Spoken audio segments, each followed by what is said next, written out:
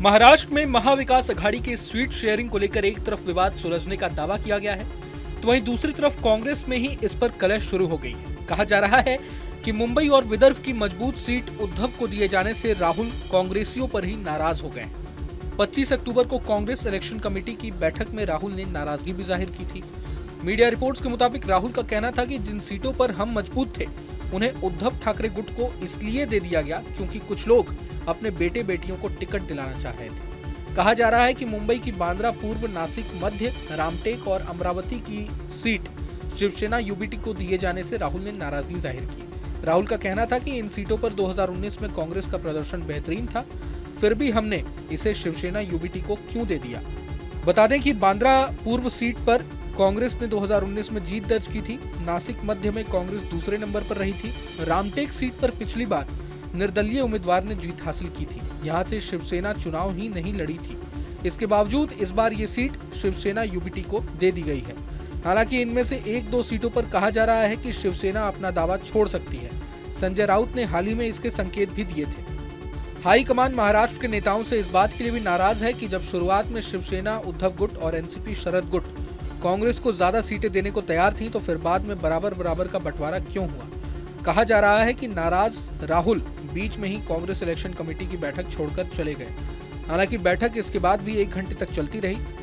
कांग्रेस की जिन सीटों पर अब ज्यादा पेंच फंसा हुआ है उसको वीडियो कॉन्फ्रेंसिंग के जरिए बैठक कर सुलझाएगी। गौरतलब है कि कांग्रेस और शिवसेना यूबीटी के बीच सीट बंटवारे को लेकर खींचतान मची हुई थी।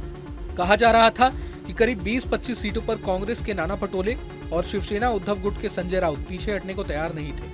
आखिर में कांग्रेस हाईकमान ने नाना पटोले की जगह बाला साहेब थोराट की फील्डिंग लगाई। थोराट ने इसके बाद शरद पवार और उद्धव से मुलाकात कर सीट शेयरिंग का बेस तैयार किया। कांग्रेस, शिवसेना यूबीटी और एनसीपी शरद गुट बराबर बराबर की सीटों पर चुनाव लड़ेगी। इसके अलावा गठबंधन में शेतकारी संगठन, समाजवादी पार्टी और सीपीएम को भी जगह दी गई है। इन पार्टियों को कितनी सीटें दी गई हैं इसका खुलासा अभी तक नहीं किया गया है। बता दें कि महाराष्ट्र की सभी 288 सीटों के लिए 29 अक्टूबर तक नामांकन की आखिरी तारीख है। इसके बाद नाम वापस लेने और स्क्रूटनी का काम होगा। 20 नवंबर को महाराष्ट्र की सभी 288 सीटों के लिए मतदान प्रस्तावित है। 23 नवंबर को महाराष्ट्र के नतीजे आएंगे। राज्य में सरकार बनाने के लिए 145 सीटों पर जीत जरूरी है।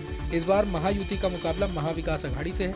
2019 में भारतीय जनता पार्टी 105 सीटों पर जीतकर सबसे बड़ी पार्टी बनी थी, लेकिन एनसीपी, शिवसेना और कांग्रेस ने मिलकर सरकार बना ली। हालांकि 2022 में शिवसेना में टूट के बाद बीजेपी को सत्ता में आने का मौका मिला। बहरहाल इस पूरे मसले को लेकर आप क्या सोचते हैं, हमें कमेंट बॉक्स में जरूर बताएं। अगर आपको ये वीडियो पसंद आए तो लाइक करें और चैनल को सब्सक्राइब करें। वहीं तमाम बड़ी खबरों के लिए देखते रहें न्यूज नेशन।